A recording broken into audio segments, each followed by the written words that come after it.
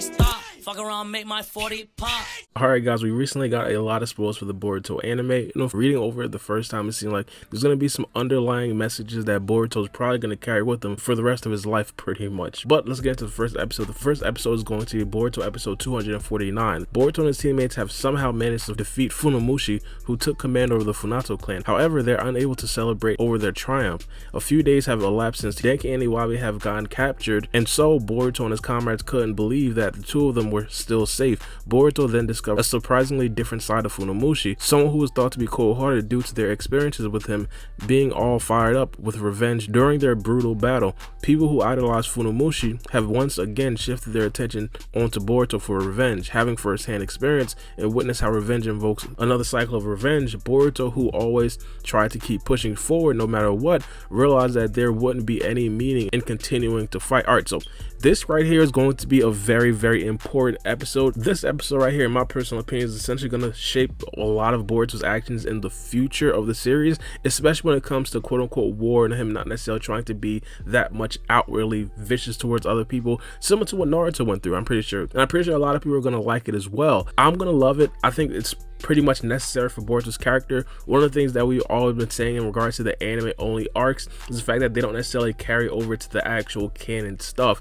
This right here, this ideal, this is going to carry over to a lot of canon stuff in Boruto in regards to the manga. And not only that, I'd go as far as to say this episode right here may actually, or this arc may actually have multiple flashback worthy scenes for the entirety of the Boruto series. Part 2 of Boruto as well, when Boruto was like a teenager, possibly even trying to stop Kawaki from killing someone that Boruto loves, so of course to stop that cycle of hatred. This is going to be absolutely amazing. Now, in the next episode, Boruto episode 250, the title is going to be The Blood of the Funato. Now, into the actual paragraph, it says, a few days before Boruto became baffled by the cycle of revenge, Ikada, who is an apprentice to a shipwrighter, learns that Siren has sustained a grave injury from battling, and so Ikada returned home for the first time in a long time. Ikada then continues to nurse Siren back to health day after day. Then Funamushi's son Kabano arrives at their location. Kabano reveres his father and all the other adults battling in order to protect their friends. He then faces Ikada and asks, why won't you fight? Ikada replies he's not suitable for battling. Despite Ikada's feelings on the matter,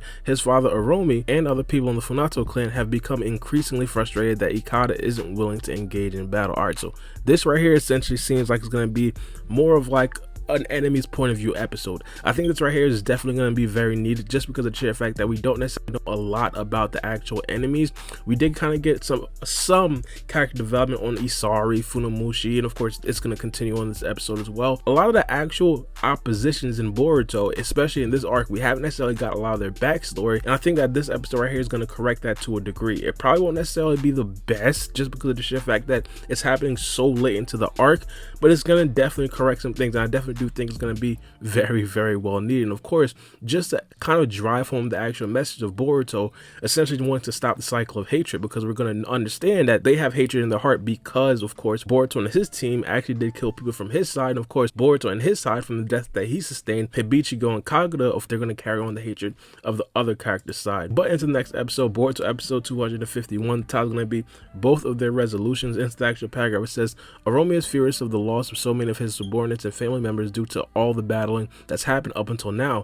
Thus, Aromi declares an all-out war against the water country. After the proclamation, the Mizukage Chojo takes a stance. It'll be do or die resistance against them. And so, the seas that border the water country continue to swell up with even more tension. It has become a situation where there will be an unavoidable war between the water country and pirates. Meanwhile, Boruto is confused about Ikada, who has decided to battle against the water country. Boruto begins to take action in order to be able to prevent any more people from becoming victims of the conflict. So this right here seems like it's going to be very similar to Naruto essentially like confronting the Raikage about not going after Sasuke.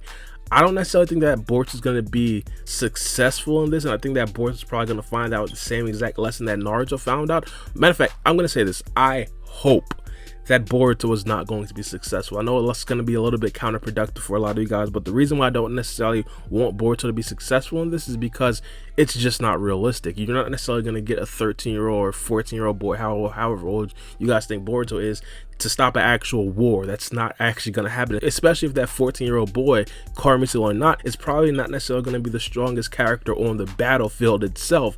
So I think that this right here is probably going to be shot down, but still a very important experience for Boruto to go through. Now the next episode is going to be Boruto episode 252. The title's going to be A Strong Conviction. Into the actual paragraph, it says Boruto together with Uchiha Sarada and Mitsuki have decided to head out and meet up with Chojo. Chojo is currently headed towards the battlefield to face off against pirates.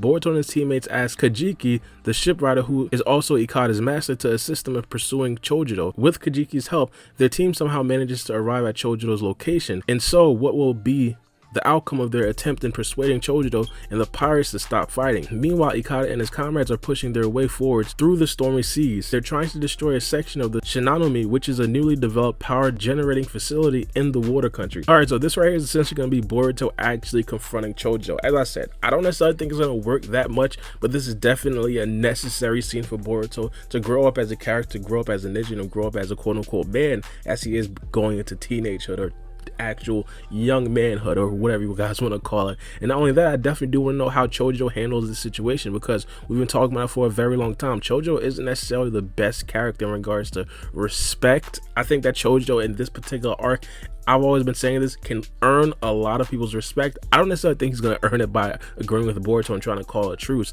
I think that Chojo is probably going to earn a lot of people's respect by essentially doing what the Raikage did. Chojo, if he does take hold of this war and definitely does teach the Funato clan a lesson, then later on probably call a truce when it's obvious that the water country is probably going to win, that's probably going to earn Chojo a lot more respect than, of course, him just calling a truce and just trying to make kumbaya with everybody. But as I said, this episode is probably going to be a very, very good one. I don't necessarily see a lot of action in the upcoming episodes, but it's not necessarily going to be just for that. I think action is probably going to only take this arc so far. I think we already seen the limitations of the animation that we've pretty much been getting in the past couple of episodes. So I think this right here is probably going to be the best way to move forward with this arc.